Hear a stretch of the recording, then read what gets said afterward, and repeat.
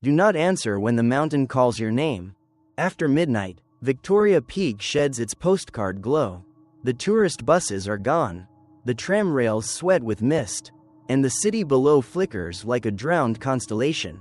On the quiet loop of Harlech Road, wind threads itself through banyan roots and iron railings, carrying a breath that is not wind at all. It shapes itself into syllables, soft, intimate, precise, your name spoken the way a childhood friend would say it in the dark. They say there is an old service gate up here, a rusted jaw of bars half swallowed by ivy. Behind it, the hill is hollowed out, a tunnel bored and abandoned, sealed after the rock shifted and the men inside never came home. Some nights, a light wavers at the mouth, not lantern, not phone, too steady for a flame, too warm for LED. If you step closer, the ground turns spongy underfoot, the soil remembering who bled into it. A damp sweetness rises from the stone, like cut grass and old coins. The air hums with a subterranean current, as if the peak were a sleeping animal dreaming of thunder. You will hear the voice again, nearer now, playful and pleading at once. It knows your name, it knows the way you breathe when you're about to lie to yourself.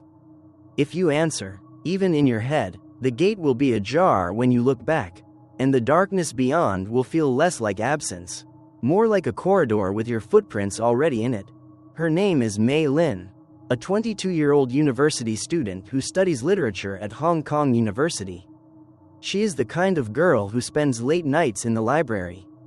Headphones plugged in, a cup of cold milk tea forgotten at her side. To her friends she seems practical, even skeptical, someone who rolls her eyes at ghost stories told during study breaks. But beneath that, Mei Lin has always carried a strange curiosity for the hidden corners of the city. That evening, after finishing a draining exam, she decides to clear her head by walking the familiar trails near Victoria Peak. The path curves above the city, where skyscrapers glitter like fractured glass, and the harbor glows faintly under a curtain of mist. Normally the trail is alive with tourists and joggers, but tonight the mountain is empty. The air is thick, damp, pressing cool against her skin. She follows the winding road past banyan trees, their roots curling over stone like frozen rivers. The silence is unnerving, no footsteps, no cicadas, only the occasional hiss of wind. She tries to relax, reminding herself she has walked here countless times before. Then she notices it. Half hidden by vines and rust stands a forgotten iron gate. She has passed this stretch of road dozens of times, yet she swears she has never seen it. The padlock is broken, the metal bars bent just enough for a person to squeeze through. Behind it yawns a tunnel cut into the mountain, a mouth of blackness exhaling cool, damp air. Mei Lin pauses. She should turn back, her rational side knows this. And yet the tunnel feels alive, as if waiting for her specifically. Her phone vibrates with a weak signal, the screen glowing 12:11 a.m. She tightens her jacket around her shoulders, listening. From within the darkness comes a sound, not the shuffle of animals, not the drip of water, but a voice. It speaks softly, clearly, calling her name. The first time Mei Lin hears it, she thinks her mind is playing tricks. Exhaustion from the exam, the altitude, the damp air, her brain must be conjuring voices out of silence. She steadies her breath, mutters to herself, just the wind, but the voice comes again, clearer this time, drawn out like a thread of silk. Mei Lin, her skin prickles, she whirls around, expecting to see another hiker on the trail.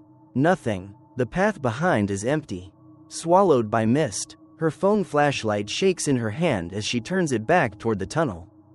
The sound changes, a faint rhythm begins, like a distant drip of water echoing against stone. Only faster, patterned, as though footsteps are approaching from deep inside. She tells herself it must be groundwater. Still, she cannot ignore the shape of the syllables that seep from the dark. Each time the echo returns, it sharpens into her name. She raises her phone to capture the moment, but the screen flickers. For a split second, the camera view reveals not just the tunnel, but the outline of a figure standing deep inside. A blurred silhouette, unmoving, arms hanging at its sides. The image vanishes as quickly as it appears, leaving only the void. Her battery indicator drops from 42% to 9% in a blink. The air around her grows colder, carrying a strange odor, a mix of damp earth and something metallic, like blood rubbed against old coins. She backs away a step, heart hammering, yet the voice follows, coaxing, patient. Mei Lin, come back? Her rational mind clings to logic. Perhaps the echo of her own name whispered accidentally. Perhaps she is hallucinating, but the repetition is too precise, too knowing. The tunnel seems to breathe with her, inhaling when she does, exhaling with a faint sigh when she falters. And then comes the final straw. From inside the tunnel, in the brief pause between echoes, she hears not one voice but many, layered whispers, overlapping like a crowd in prayer. They do not just call her name. They begin to repeat her thoughts, word for word, in the same rhythm as her heartbeat. The whispers swell until they are no longer single threads but a tide, washing against Mei Lin's ears. Every time she tells herself, I should leave, the voices echo it back in unison, mocking, distorted, as if the tunnel itself has learned to think like her. Her phone dies completely, the screen black though she swears she charged it hours ago. The sudden darkness feels heavier than before, pressing down like the mountain itself is leaning closer. Only the weak beam of an old emergency light deep inside flickers, a pale amber glow that shouldn't exist if the tunnel was abandoned. She grips the broken gate, trying to steady herself, but her fingers come away slick. In the dim light she sees rust and something darker, sticky, clinging to her skin. Her pulse quickens, and then the voices change. They no longer just call her name. They begin listing details, things no stranger could know. The lullabies her grandmother once sang, the nickname a childhood friend used only once, words whispered during her first confession of love, all spoken in a chorus that sounds at once familiar and wrong. Her rational side is crumbling. She forces herself to take a step back toward the trail, yet the tunnel resists. The path behind her now looks warped, elongated, as though the mountain has stretched it. When she blinks, she swears the vines around the gate have curled closer, tangling like fingers trying to hold her in place. Her foot brushes against something on the ground. She lowers her beam reluctantly, revealing a scrap of paper pressed into the soil. It is brittle, yellowed, but she can still make out the print. Victoria Peak tunnel collapse, workers missing, presumed dead. The date, 1972. The whispers grow sharper, insistent. A single male voice rises above the rest, hoarse and pleading. We never left. Help us. Her heart clenches. For a fleeting moment, pity fights with fear, but before she can decide, the ground beneath her trembles, a deep vibration, like a heartbeat from within the mountain.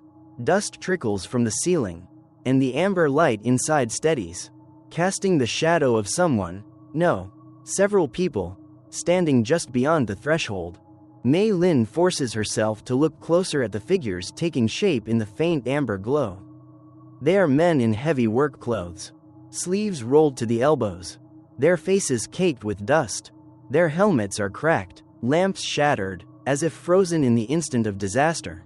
The shadows ripple with every flicker of the failing light, and when the glow steadies again, more of them are there, an entire crew crowding the tunnel's mouth. She stumbles backward, clutching the newspaper scrap tighter. The words burn in her mind, workers missing, presumed dead. The whispers no longer taunt, they plead. One voice cuts through the chorus, ragged and raw. It collapsed. No air, no light, we never left. Another, families waiting, no one came. And then, softly, directly into her ear though no one is near her. Carry us out. Mei Lin's breathing is shallow, tears pricking her eyes. The logical explanations she clung to have dissolved. These aren't just echoes. They are remnants, souls caught between stone and silence for half a century. Desperate for recognition, her phone, though lifeless moments ago, buzzes violently in her hand. The screen lights up, but instead of her lock screen, she sees black and white photographs, faces of men she doesn't recognize, posed in groups, smiling with shovels in hand.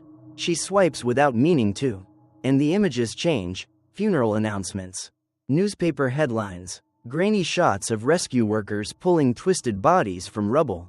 The phone shuts off abruptly, plunging her back into the dark. The figures in the tunnel begin to move, not walking, gliding, as if the air carries them. Their mouths open, but instead of screams, Mei Lin hears the sound of stone grinding, the suffocating echo of earth closing in. She realizes with horror that she is hearing their final moments, the cave-in. The last gasps, the prayers swallowed by dirt. The voices join again in unison, louder, insistent. Stay, stay, stay. Mei Lin finally understands. The tunnel is not just haunted, it is a tomb. And anyone who steps inside becomes part of its memory. Their voice added to the endless chorus that calls out from the dark. The ground shudders beneath Mei Lin's feet, a deep vibration that feels like the mountain itself is breathing. Dust rains from the ceiling, and the figures in the tunnel surge forward as if pushed by a tide. Their faces, once human, twist into something pale and waxen. Their mouths stretch unnaturally wide, gasping for air that no longer exists. She stumbles back, but the vines at the gate writhe like living ropes, coiling around her ankles. She falls hard onto the damp ground, her flashlight clattering into the dark. The amber glow pulses brighter, and for the first time she sees their eyes, hollow sockets filled not with darkness but with glimmers of light. Like dying stars, the voices overlap in a deafening chorus, no longer whispers but shouts. Stay with us, stay forever. Hands reach out from the tunnel walls themselves, stone turning soft, yielding, releasing pale arms that claw at her wrists, her shoulders, her throat. They are impossibly cold, leaving burns where they touch. Mei Lin screams, thrashing, but each movement only tangles her further. One figure emerges closer than the rest, a man with half his skull collapsed, helmet still fused to his head. He kneels beside her, his face inches from hers.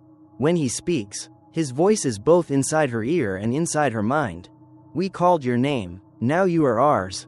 Her body is dragged inch by inch toward the tunnel's mouth.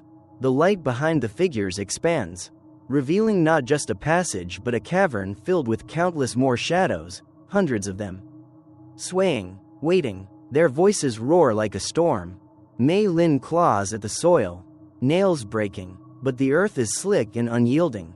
She tries to scream for help, but the moment she opens her mouth, icy fingers slip between her lips, choking her cry. The darkness swallows everything, sight, breath, sound, until only the roar of trapped souls fills her head. And then, suddenly, silence.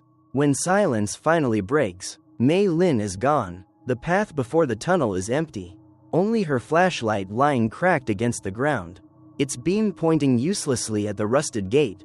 The vines have stilled, swaying faintly as if nothing had happened. At dawn, hikers discover her backpack neatly placed by the trail's edge. The authorities chalk it up to another missing person case on Victoria Peak, a tragic but not uncommon occurrence in Hong Kong's mountains. Posters appear for a few weeks, her face smiling in better times, but soon fade into the background noise of the city. Yet rumors spread among night hikers. Some claim they hear a new voice when the mist thickens around the gate. Softer than the others, younger, distinctly female. It doesn't beg like the older voices. It calls, urgent, insistent, desperate. Help me, I'm still here. Those who linger too long say the voice begins to change, mirroring their own names, repeating their own fears, and if they step closer, they swear they can see her, Mei Lin, standing just beyond the gate. Her face pale, her hand outstretched, her lips moving silently with the others.